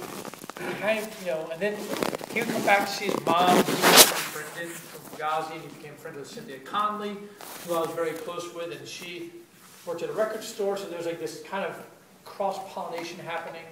And eventually, when Fugazi went out to play in 1988, when we started really touring, we went out and we played a show. He put a show on for us in Olympia on the campus of Evergreen College. We played in a dorm room. It was a really funny show. And after the show, Calvin came out, and he and I started talking. He came out, we sat in the van, and we just started to argue. And we really got into like a philosophical argument. And it was incredible. I think at that moment I thought, all right, I think we're in. The other day, when I turned 51 last week, on the 16th, I turned 51, I had this like anonymous voicemail message. It was just, happy birthday. And I was like, yeah, I love this guy. Kay's a pretty amazing label. I don't know what I can say about the guy. You know, I feel him as a fellow traveler and a deep inspiration, and a guy that really, he's the real deal. He has no choice in the matter. Yeah, all the way in the back now. First off, you produced 2 John Frusciante's albums? I only did that DCEP thing. Oh, just DCEP. Yeah. And you weren't involved with Ataxia at all? No, Joe Lally played bass on that, yeah. Okay. Could you just talk about what it was like working with John? It was just a 20-minute EP. John Frusciante, for those of you who don't know, was the guitar player of the Red Hot Chili Peppers, and somebody who I've known over the years. I met Flea from the Chili Peppers in 1984. He asked me for my autograph. I was in LA, and he was like, oh my God, I get your autograph. And then I was working at, I think it made me 83 or 84. But then I used to do production work in DC, and the Chili Peppers came on their first US tour opening for general public. And I was loading the gear in, breaking my fingers, and I was like, I know you. You're that dude Flea. And he's like, oh, and we've been friends ever since. And Frusciante, we really started I got to know him pretty well in the 90s after he came back to the Chili Peppers. And, he's a very deep guy. And I consider him a celestial guitar player and musician. Like, his ideas about music are, I couldn't even explain to you his ideas because I don't understand them, but they're the real, that guy thinks about music in a way like unlike anybody else I've ever known. I mean, he can listen to any record and figure out exactly how to play any song just like that. And I have a point of pride is that I wrote a song that stumped him. Like, the song, it's funny, of all the songs, the Fugazi song, Long Division, which is so simple, but there was an interplay between the guitar and the bass, and it tricked him, and he's like, I cannot figure out how you're doing this, and I was like, yes. And so John, at some point when the Chili Peppers were taking a break, he had been working on these solo records. He did a whole string of them. And he asked me if I'd be interested. I said to him, you should come out to Washington and just come out and record in your studios where I've worked for 30 years. You know, and he said, yeah. So he just came out and we did this record together. I think 6 songs. I produced it, and it was John and this guy Jerry Busher, who's sort of the 5th Fugazi member, the other drummer in the Fugazi. And it was incredible. As I said, he's a celestial musician. Watching him work, the way he thought about the way he arranged things, his ability. Like, there are musicians, when they write, like there's people who have perfect pitch, so they can pull a note at any time. They say, that's a C, that's, they can do it. There's people who have relative pitch, which means if you give me a note, I can find like the harmony, or I can find, if you give me a C, I can kind of tell you what I think the F is. That's relative pitch. So, like, when I write a song, like, I put an idea down, and then I can come up with an idea that would, like, a layer or something to play against that. There are other people who can think that. They already know what they can imagine in their brain, what parts would go where. And there's some people who can know, like, those parts, like, 10 deep, and Frusciante's one of those people. His ability to structure songs and ideas is beyond my comprehension. So working with him was fascinating, and I actually saw him a few weeks ago, and the music he's working on now is totally crazy and fascinating still. And hopefully he'll share it with everybody. Yes, sir?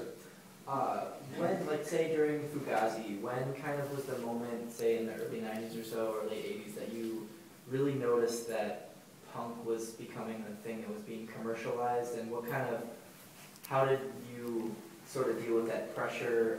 Did you ever like have pressure from any major labels or like other bands you knew? How did you kind of try to hold on to that community that you had before with the early punk scene? Well, in the late 80s, there were punk bands with the underground music scene. There were these very significant labels, and they were like the largest independent labels. And bands started to leave those labels and sign to the majors. Now, people have often said, well, those bands are kind of selling out. But I kind of hold the labels responsible. Because what was happening was these labels were treating the bands like shit. They weren't paying them, and they were just being shitty with them. So if you're a band, for instance, like Sonic Youth, if you have an option to be, on one label that treats you like shit and then pay you, another label that treats you like shit but you get a tour bus, you might as well take the tour bus, right? And when they left SST, they didn't really have any options. Like, what are they going to do? Like, I was in a weird position because I had Discord Records. Like, we started Discord and we just kept doing it. So when Fugazi started playing, we already had an infrastructure. But Sonic Youth didn't have any kind of infrastructure. They had no, when SST thing ended, they're like, what are they going to do? So they signed to Geffen, right? And when they signed to Geffen, then that really parlayed. They started signing their friends, including Nirvana, of course. Husker Du was another band that left early on that were like, they signed to Warner's, yeah. And I was, it was a bummer. Like, I really loved the underground music scene. It was fascinating to me. I just liked that world. It wasn't until, obviously until Nirvana came along. And Dave Grohl is from DC. He was in a band called Scream that was on Discord. And I knew him. I first saw Dave play. He was in a band called Mission Impossible. He was 16 years old, and it was like his third show. And people were like, you gotta see this guy, this band Mission Impossible. This guy's been playing drums for 4 months, and he's incredible. And we all went to see this show at like some weird community center out in suburban Virginia. And watching him play, I was like, that's not possible. That guy's been playing for 4 months because he was so amazing. And his enthusiasm, and just drumming it. So, and actually, here's a funny aside about Grohl, is that there was a very brief moment, like before Fugazi, like Joe and I had played, Joe the bass player and I had played for 6 months with a guy named Colin on drums. And then Colin left to rejoin Dag Nasty. So then we asked Brendan, who was practicing another band at my house, Discord house, if he wanted to sit in with us, because we weren't looking to form a band, we just wanted to play music. So Brendan played with us for like 5 or 6 months. Then Brendan was like, I don't know what I'm doing with my life. I'm going to go out and visit my parents in Seattle. Maybe I'll come back, maybe I won't. So we're like, fuck, man, we need a drummer. So we were trying to find someone to sit in with us. And I ran to Grohl one day and I said, hey, you want to get together and play some music? He's like, yeah, I want to play music with you guys. He goes, I'm jamming with the Scream guys. And Scream, like, they're from an area called Bailey's Crossroads in Virginia, and the Stahl brothers, Pete and Franz, who are, that's the So the band, like, these don't fuck with the Stahl brothers. So when he said he was jamming with those guys, I was like, oh, okay, you know, you do that, you know. And I'm glad I did, because ultimately it was his relationship with Scream that really connected him, and through a series of comedic incidents that I'm not going to get into right now, landed him this gig with Nirvana. Now Dave came home after recording. I knew he had joined Nirvana, and I knew they had signed for a ridiculous amount of money, like $750,000. And you have to remember at that time, like I knew Nirvana. I knew, you know, they'd done Bleach, and to give you some perspective, like Bleach came out, what year did it come out? 89 or 90? All right, so like Fugazi put out Repeater in 1990, and we sold, I don't know, 250,000 records or something. Like Bleach sold 40,000 records. We were a much bigger band than Nirvana was at that time. So when they got signed, we're like, whoa, that's crazy that they got so much money. And I remember Dave came home for Christmas or something, and he had these tapes, and he's like, oh yeah, you want to hear this tape? And he played me that Teen Spirit song. And he played it for me, and I was like, that's a good song. I said, you know, oh, you're going to have a hit with that. But, you know, me, I'm thinking like a hit, like, you know, like, we're all going to like that song, you know? That's what I really thought, like a hit, like, wow, like, you know, a hit, like, you know, a Circle Jerk song was a hit or something. Like, that's the song that we're going to like more than the other ones on the record, you know? Then, that record came out, I think, if not the same day, the same week as our album, Steady Died of Nothing, in 1991. I think it was November 91 or October. And we went to Australia, Fugazi went to Australia, and we're like, yeah, we're touring a new record. And everywhere we went, they're playing Nirvana. Everywhere. And I was like, what is happening here? Like, Nirvana's in Australia? Like, how do they know this record? And then I got home, it was like as if everything had changed. It was insane. And it was actually, like, it was absurd. And it kept, and like, they sold the how many? They did what? And then the video, and it became like million. Like, was it the #1 song? I think it must have been, right? I don't know. Here's another thing about me. When I get into punk, I turn the radio off forever. And that's for real. I don't know. I don't listen to radio, commercial radio at all. I don't know any of those bands. So at that point, I wouldn't like. I knew Nirvana only because Dave played me that music. And I said, "Holy shit, these guys are huge." Then what happened was people were like, "Whoa, that's where we want to be." And I saw a shift in the conversation with my peers and bands, and it shifted from like ideas about presentation and ideas about music and just the way people were navigating the circumstances to contracts and money. All people were like, oh, did you hear so-and-so get signed for this much money? This much? Everything was just talking about the, and then I remember one day I was walking with Joe, we ran into a friend of ours who had been in a band that had gotten signed. I said, hey, how's it going? He's like, I'm getting fucked by my label. I was like, oh, that's too bad. We talked a little bit, and then we walked away, and Joe said, we're going to be hearing a lot of that from now on. And he was right, you know, because it just became, everyone just signed. Everybody signed. Any band that could sell 10,000 records would get signed, because the labels were going crazy, signing everything they could. Because there was a theory that you could sell on a major, anything you could sell on an indie, they would automatically sell double on a major. That was the idea. So Fugazi, of course, was like a highly sought after band, because we were selling so many records. So if a major got us, they were like, you know, they could instantly sell double that. Now, I think we all knew in the band, that the equation would not hold up for us. Because if we signed to a major label, we would sell 0 records, because we would break up. It's just not, that's the truth. The way we operate, the reason we played music together could not and would become part of a product. It just couldn't have done it. It was too intense about our relationship, and to this day, it's the same way. Like, it's our relationship, you know. And we were approached in one form or another by virtually every label. And there were some very absurd offers. And many, many offers of lunch. But we never went to lunch, because there's really nothing to talk about.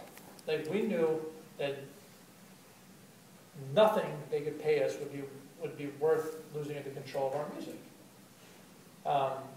Furthermore, like, our whole essence was about this idea of like, our own, like, doing it ourselves. And what a bummer. Like, you know, this tombstone thing, you know, they did it until they didn't, you know. And you just want to be like, they did it. That's all. You just want to be, they did it. Because it's possible. And everyone can say it's not possible, but it was clearly possible, and we were just doing it. And I think when you sign to a major, you're sort of saying like, yeah, but then, you know, I had to do, and you're like, why? Why not just do it all the way? It would have been really depressing, I think, had we ever signed. And there were some very funny experiences. I mean, I'll tell you a funny story about, we did a show, the Roseland in New York City. And after we came off stage, it was a crazy, actually it's in the instrument movie you've ever seen. There's this glue man that's just totally crazy. And we came off stage, we were exhausted. And we come into our dressing room, and I turn around, and there's like this older gentleman there, and a young woman, like a younger woman, like maybe she's in her 50s. This guy's maybe in his 70s. And I'm like somebody's grandfather? I don't know who this is. I didn't know. And I was looking, I was like, looking, and they're like, and we're just drenched, you know, and we're like, who are you? What's going on? Why are you in our dressing room? And he's like, I'm Ahmet Ertegun. Right? I have no idea who Ahmet Ertegun. I had no idea who he was at all. Ahmet Ertegun, like, he signed Ray Charles. He signed the Rolling Stones. He like owned Atlantic Records, right? And we had played this band called Jawbox that opened for us, and they had been on Discord, and they signed to Atlantic. So I said to him, "Oh, like, are you?" I thought he'd come to say like, "Hey, you know, thanks for letting us sign your band." I don't know. I mean, I didn't know why. I said like, "Oh, did you come see Jawbox?" He said, "Who? Who's that?" I'm like, he goes, "No, I came to see you." I was like, "Whoa, why?" And he was like, "I want to do business with you." And I was like, and we're just drinking. I said, "Well, dude, we're going to change." "I don't care. Go ahead." I said, "We're going to be naked." "I don't care. Get naked." You know? So he said, like, I want to do a deal with you. I said, "Well, we have a label." He's like, "Fine, let's be partners on your label. Let me be a partner of your label." And I was like, He goes, "I'm doing the same deal I did with Nick." I'm like, "What? What?" Like, you know, it was, I mean, and I said, "You know, I gotta say, it's just not something we're interested in." I said, "You know, he seemed like a nice guy, and I was happy to speak with him. But I said to him, not interested, but, you know, like, maybe someday we could have a chat, just to gotta be curious to hear some stories." Guy is a phenomenally interesting guy, right? So he left, and then this guy who worked at the venue comes in, and he's like, "Do you know who that was?" I'm like, "No." Like, I'm in Ertie, I don't know who that is. And he's like, and he told me who he was, and I was like completely confused. It turned out that they had like sealed off the whole building so he could have this meeting with us. And then this guy from the union there was just saying like, "You know who the fuck that was?" And he goes, "Here." And he had this book by this guy, Jerry Wexler, who was Ahmet Ertegun's partner at Atlantic. He goes, "Take this book and read it." So I read it, and I was like, wow, like Ahmet Ertegun, that guy, he's a heavyweight. So I typed a little postcard to Ahmet Ertegun, care of Atlantic Records, and I said, "Dear Ahmet, thank you very much for coming down and say hello, and, you know, while we're not interested in working with you, anytime you're in DC, I'd love to hang out and hear some stories." And he wrote me back. He said, I thought he'd never get to him, because it would be so ridiculous, like, "I'm Ertegun, Atlantic Records." But he wrote me back, and he wrote, I have the letter, it says, "Dear Ian, it was great to meet you." And by the way, he grew up in Washington, D.C. His father was an ambassador to Turkey, I think, or was involved with the embassy. And he said, "It was great to meet you. I often come to Washington, and I'd love to take you to my favorite spot in funky, funky Chinatown." Really funny, because our Chinatown, D.C. is not very funky. But I think that he was essentially talking about, you know, it was like millions of dollars, but it just was not it wasn't possible. We weren't going to do it. It was not going to happen. It would have never made sense, and we would have broken up, for sure. And besides, I knew that the only thing the labels were interested in really was money. Like, they saw, like, here's the way I saw it, like, the underground, the punk scene, or the underground scene, or whatever you want to call it, like, imagine, like, there's there's a mountain range, and there's these valleys, and each of these valleys represents a different sort of scene, or music community. Like, when you have a number of people with all, like, these incredibly deep ideas, and all these creative people working together, whether they're musicians or artists or people who do, you know, build things, make records, distributing, but that kind of, when people are doing things for reasons that are not strictly profit-based, like money-based, then you have these new, there's a production of nutrition. So the soil, like in these valleys, was very rich. Like these great ideas. There was no question about it. Like there were great ideas. That's why we're here in this room. Like that shit was real. People had a lot of deep ideas. So at some point, Label was flying over and like, whoa, fertile valley. Let's farm it. Let's rape the land. But like all corporations, like their operation was like, get in there, get as much money out of it, and then get the fuck out. Once it's over, it's over. And you can see it, right? Like it's clear. You can see the way they came in, they got what they wanted, and then it was gone. It was never about the music. They're not evil. It's just it's their nature. Just their nature. There's another valley somewhere else. So now it's fallow, or it became fallow. Just give it some time. Can't stop music. It's always coming. Yes, sir. This question is because I've been raised in expectation. In your opinion, for a naive freshman, uncertain with their sense of purpose, what's the most pressing societal, political issue that needs to be addressed? Or is the only real purpose to follow your inner voice? Do you all hear the question? He asked, what do I think is the most important issue in society? Yeah. Or do I think it's more important just to sort of follow your own voice?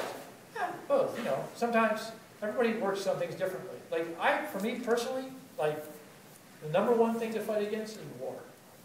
Always. It's a perpetual state of affairs, but I think that protest should be perpetual. I think that as long as people are exploding other people for reasons that make no sense at all, then I think that other people should stand up and say, that doesn't make sense and it's wrong, and we should not participate in it. Like I think right now, like obviously the drone program is very disturbing. I had been disturbed about it for quite a while. It seemed clearly indiscriminate and very creepy.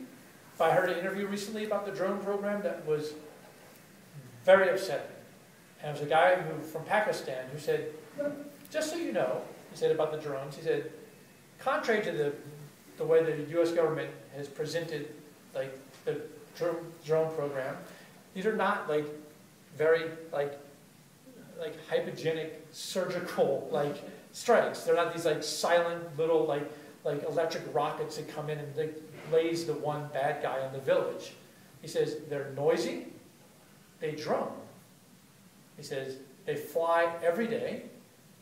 They may bomb and they may not bomb. When they do bomb, they're indiscriminate. They blow up all kinds of things and people. He said the children in Pakistan and Afghanistan are traumatized. Imagine living in a world where every day you hear that sound and you don't know if it's coming for you.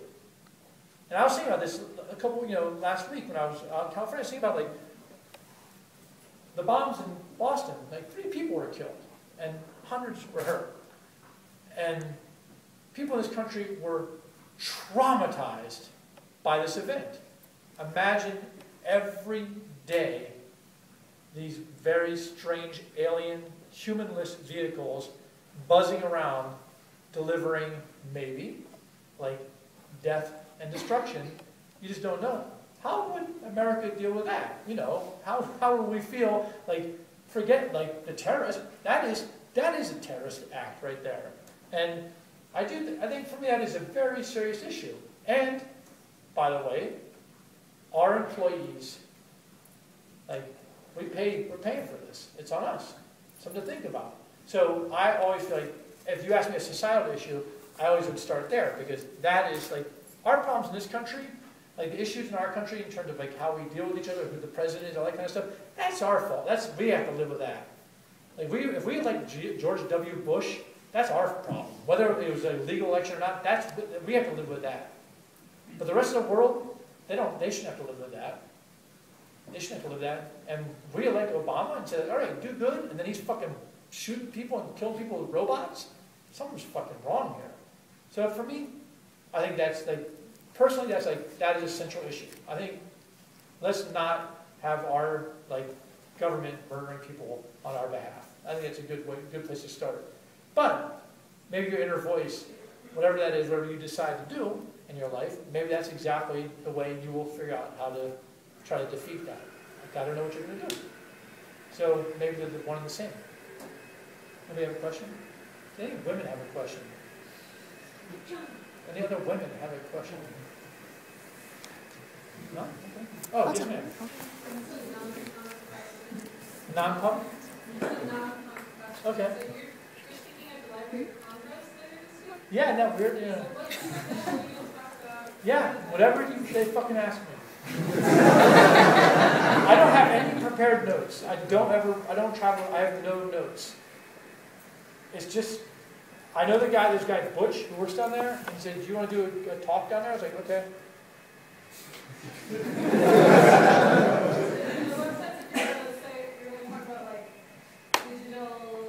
Right there, yeah, because he works in the digital department. But it's like whatever, you know. That's like he works in this guy. He works in a part of the Library of Congress. As you know, the Library of Congress tries to get every book and every record. He's working on a program trying to get every web page. They're trying to. Good luck with that. I don't know. I did. You know, I got asked to talk to this like. I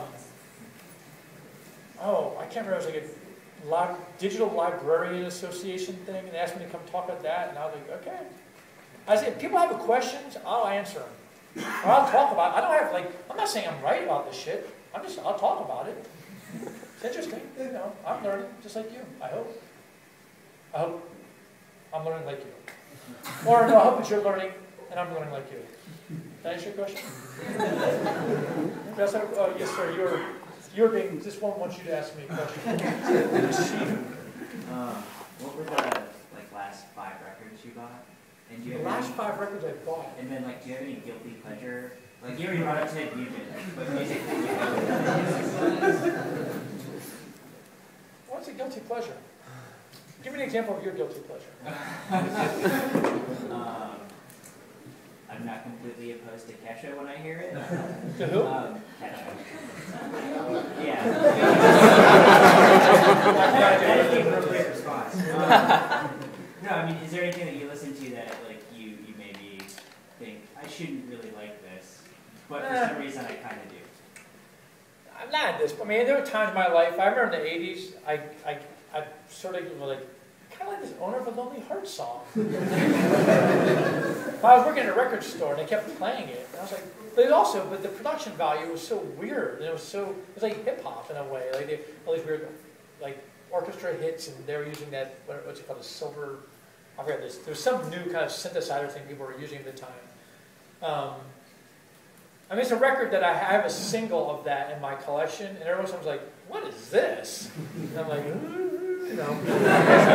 So I can't say it's a guilty pleasure, because it's not really, I'm not saying you have to feel guilty about it. What's a guilty pleasure then? I don't know. I mean, it depends. It's kind of dependent on your taste, doesn't it? I don't know. I mean, I have no idea. Let's put it this way, I probably listen to music that most people don't know how to listen to. Because as I said, I listen to music that's made by people who I believe. So, I mean, for me personally, I would tell you right now, Nina Simone is very serious for me. I think of her as a profound musician. Something that she staggers me when I think about her work. What's that? I don't think anybody would argue. But I think most people would be surprised. Most people would be surprised. I think a lot of people are like, well, he just listens, I mean, I think most people think I just listen to hard rock stuff, I don't know the last 5 records I bought. Actually, I honestly don't know. That's a good question. I mean, recently I kind of got in, it's not music, but there was this series of interviews by this guy named Howard Smith. Not Howard K. Smith, but Howard Smith. He was a Village Voice music writer in the 60s and early 70s. And he's now in his late 70s, maybe early 80s, and he's got dementia. And his son, apparently, this is the story that I read. His son came across a box of the reels of the interviews, the raw interviews, and he's been putting them out in MP3 forms. You can buy them in these collections. So interviews with Jim Morrison and Mick Jagger, Frank Zappa, but they're just raw, open conversations, and they're very interesting. And that I started getting, but I'm not guilty about it. I was interested. That's kind of shit. I started going down a path. I started listening to stuff and like, oh, and I started just getting more, and I started looking for more interviews. I just want to hear more about, it's fascinating to hear the way people speak. Like the word awesome didn't exist then, you know. It's fascinating when you hear people talk in different eras, you know, the way their diction and the way they talk and the way they communicate, and what he was trying to get at, you know, what they're trying to avoid, or how they're trying to talk to him. I'm a sucker for a band called Eddie Current Suppression Ring. I just love this band. And just recently, one of the guys sent me this live, like half live record of theirs. And I said, "Man, I believe I like that." I don't know. I have no shame. I will tell you this. Here's a somewhat in late '70s. When we were getting all the singles and like learning about all this British punk stuff, we fell in love with this band that put out a series of 7-inches and then an album that we thought were perfect records, right? And then they broke up. And I went out on doing interviews saying, like, this band, I love this band, I love this band.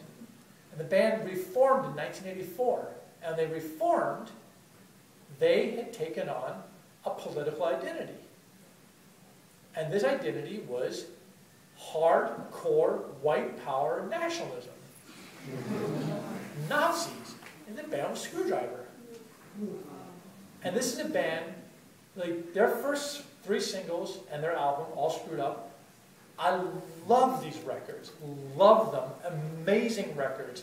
No idea at all about, I had never had any sense that these guys were, like there was never anything to suggest that they were, in my mind, I didn't know, wasn't from England, I didn't understand, I just listened to records. Like, then they come back with this record called Back with a Bang, you know, followed by a single called White Power, and I was like, uh-oh, like, you know, this is and then they put on a series of records, and then became like really the figurehead of that whole world. Like, and the guy, Ian Stewart, who sang for that band, he was the band, really. He was killed in a car crash. He's revered. He's like a god to those people. And there are interviews out there where I'm like, Screwdriver's my favorite band. It's really hard, man. It's really, and I have to say, I still love those records. And it's a conflict for me, because I also, like, I know just how ugly those people, but it's like Ted Nugent, I guess. He's also a very ugly guy, you know? And I read an interview with the drummer. I came across on the internet an interview with the drummer of Screwdriver, the original band. I was like, wow, that'd be interesting to hear what he has to say about that. So he's talking about like the band and what was going on, and then like, he's like, but then like, Ian was getting kind of political, and we're just like, we don't want to be a part of this. And I was like, yeah, okay, that makes sense. And then he says, we totally agreed with him, but we just want to do political music. And I was like, wow. Like, I don't know where those guys are from. That's not where I live. So it's weird. There's a retro guilt, I guess. I have the records, like every once in a while, we go through my records, I'm like, oh God, I don't want them to see that, but well, I have them. Should I destroy them? What do you think? Yeah. Right. There's no reason to feel guilty about it. It's a flawed term, I guess, when I say guilty pleasure. Yeah. It's something that's maybe more. Well, it's an interesting thing about, like, here's an interesting thing, like, being a quasi-public figure. Like, often I'm being interviewed by people that come to my house, and I'm really become, or if they shoot, I don't know if you all have ever seen videos with me being interviewed at Discord House, but you'll notice that I always sit in the same, like there's the 2 windows, and I'm always sitting, and I picked that place to be interviewed because there's nothing in the background, because I don't want people assessing because things just arrive at that house, and I don't want people to like look at the image and go, oh look, and the reason for this is that years ago, there was a guy, a kid from Utah that was like a runaway, or he's a guy who's like, he showed up at Discord House and he stayed there for a while, and he had left the Mormon church, and very nice guy, very, very nice guy, and he was staying with us and was telling about his experiences with the church and how frustrated he was because his girlfriend she was a Mormon, but she was like, if you're not, then you're out, and anyway, and I saw him a few times and we stayed in touch. And then one day, like, I get this package, and in the package was like a long letter from him. He had gone back to the church, and in the letter was saying, like, you know, saying to me, time for you to deal with the truth, and the truth was in the Book of Mormon. And he sent me a Book of Mormon, which is their sort of Bible. So I was like, whoa. I put it on my desk. I was like, well, I have to think about this situation, like how, you know, just think about the experience of like this shift. So then I got interviewed, and the guy interviewing me, he's like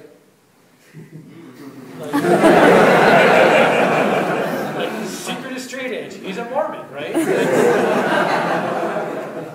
Now, here's another reason that I'm hypersensitive about, like that's this thing about the screwdriver thing. It's not that I feel guilty that I like the band. It's that I don't want to be misunderstood because people jump to conclusion, obvious ones, right? There's a movie that was done in 1982 called Another State of Mind. And it's about Social Distortion and Youth Brigade, these two bands, a different Youth Brigade, these bands from LA going around the country playing shows. They're punk bands, peers. And they came to stay at Discord House. And when they come to Discord House, the camera comes to the front door, and it pans to the front door, and there's a sign on the front door, and it says, "No girls allowed." And it dwells on that, and then the door opens, and they go in the room.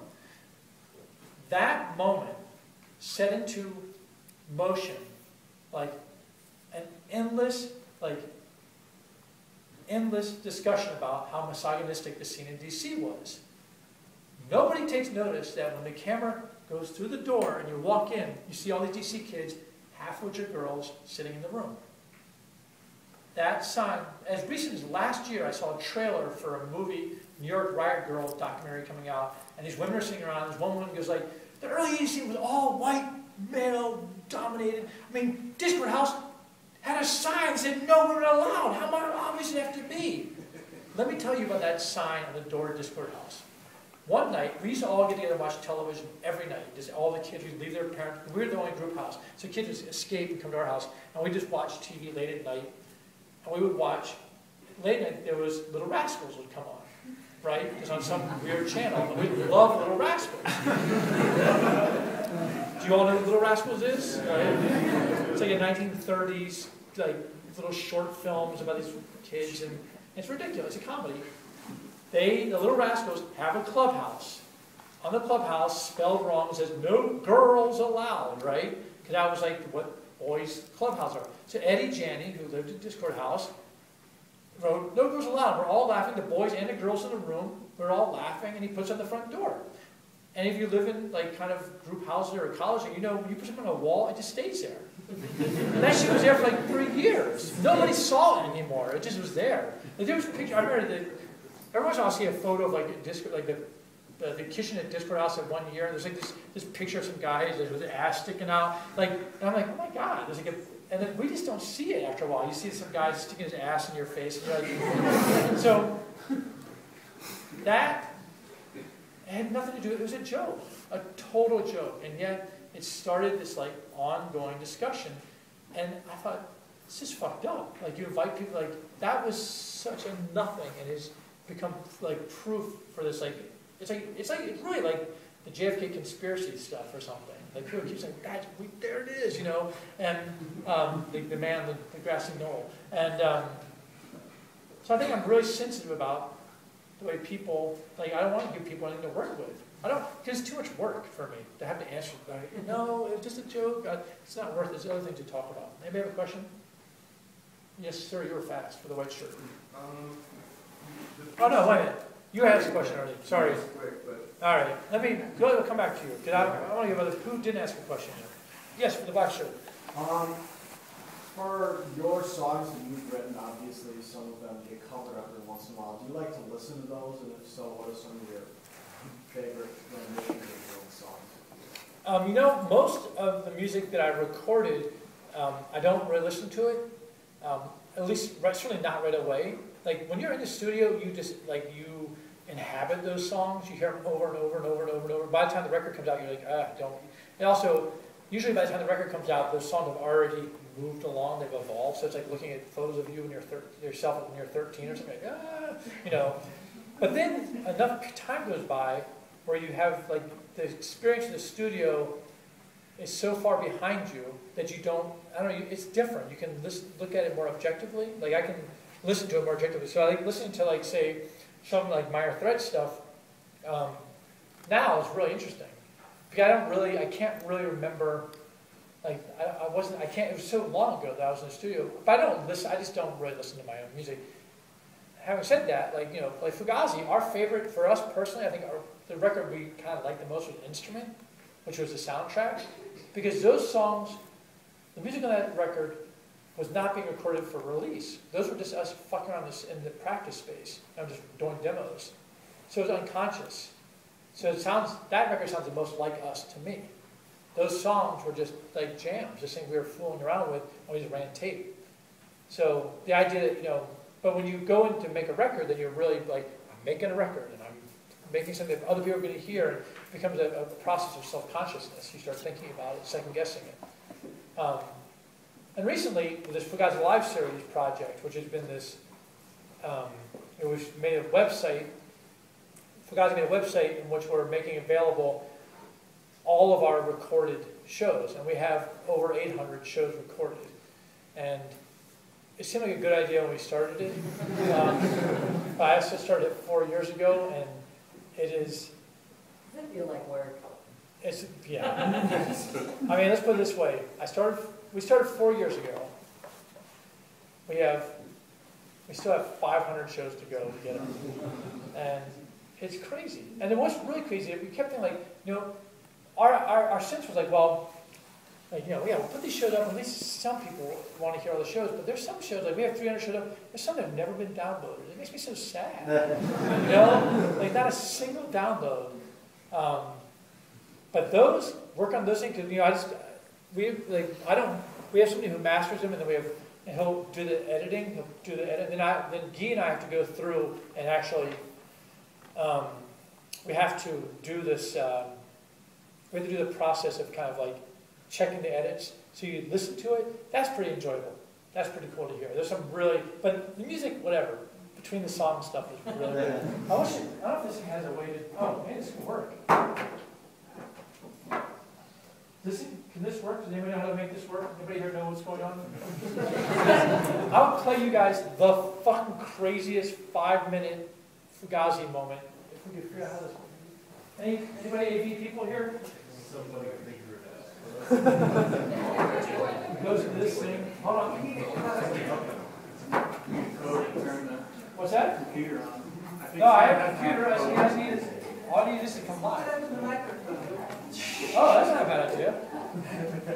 Should we really do this? Yeah. Yes. Yes. All right. This will be the last thing we'll do. It's getting late. I sent this to Guy. I sent it to Guy because it was so hilarious to me, and he said the whole project had been redeemed by this one. Well, if you've got a Mac and you convert to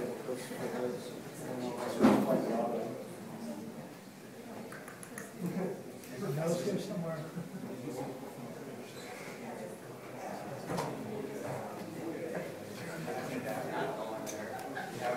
I hope I can find this. you know, VGA adapter. What's that? You know, VGA adapter. Oh, Matthew's here. Oh, yeah, there's an audio port. Yeah, you have to. Fuck, I'm out. Oh, man. Fuck, I don't know. I maybe I don't have it. I thought I had it on my computer. Fuck it. I don't have it. But I must have it. I sent it to him. How did I do that? Hold on. It's so good. It's basically us fighting dealing with these skinhead kids in Delaware, and then they won't stop fighting. And I said, you don't even need music. So then Guy and I just do a vocal performance, going, no, and they dance. And it's so good. Where did you just play through your tiny little... I can't find it. I thought I had it right here, but I don't see it on my desktop. Is it in your sent box? What's that? In your sent box? Email? No, I sent it on WeTransfer. I sent it. I don't know how I did it. I thought I did it here, but I don't see it. Hold on, let me look again. That was a good description. Yeah, but We can work with that. oh, it's so better than that. Well, I may have to take another question because I failed you on this one. I know it's called Encore Comedy of Life.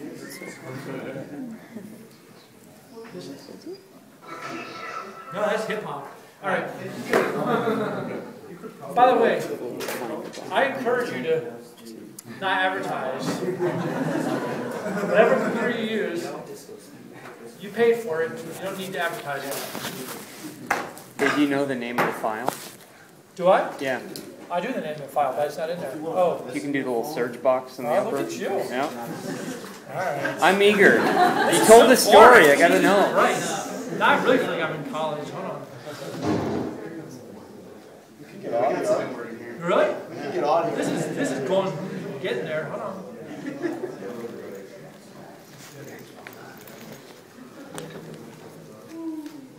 Let's see if I got. Oh, I found it. I think I did find it. That might have worked. There we go. I should hire you. Sold. Bear with me. Oh! All right, so this will run through the PA there. All right. Get ready, people. This is going to be good. It's about 4.5 minutes long, I think. Where's the volume of that thing? It's on the back here. Here we go. I can't tell whether to go back in this or to push the song on that side. I'll go back into it. Will you cowards please stop running into these people, please? Please? Follow me. That's your message, sir? You back there. You back there. That's your message. Follow me. That's good. Okay. I really don't have a message for you. Fuck you too? Okay. So we're both fucked. So we're unified and are fucked.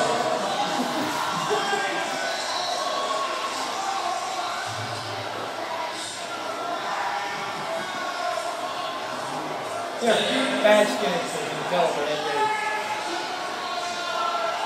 Party? Play?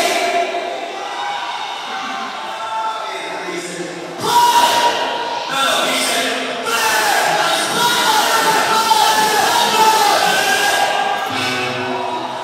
what did you say?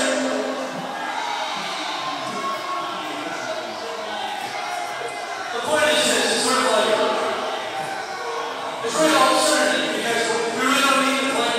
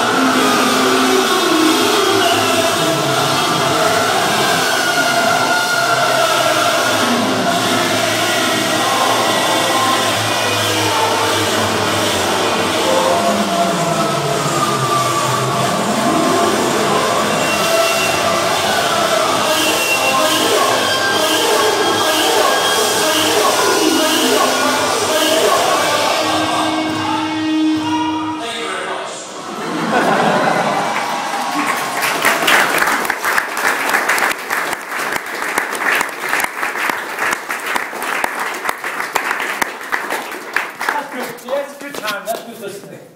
I was so happy. I sent it to Guy, and he wrote me. I told you he wrote. He said like, it totally redeems the website. And that's the moment. Those are the moments that like they're gold. Like the songs, they're important. The situations, like they only arise because people gathered. That's it.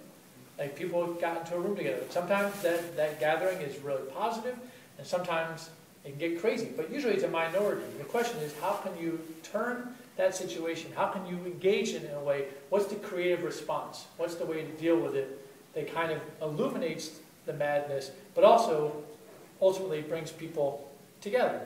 That's the question. All right, thanks.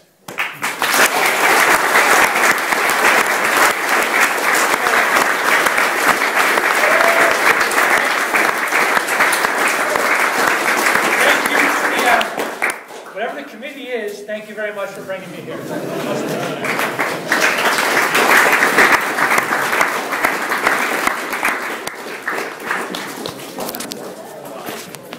All right.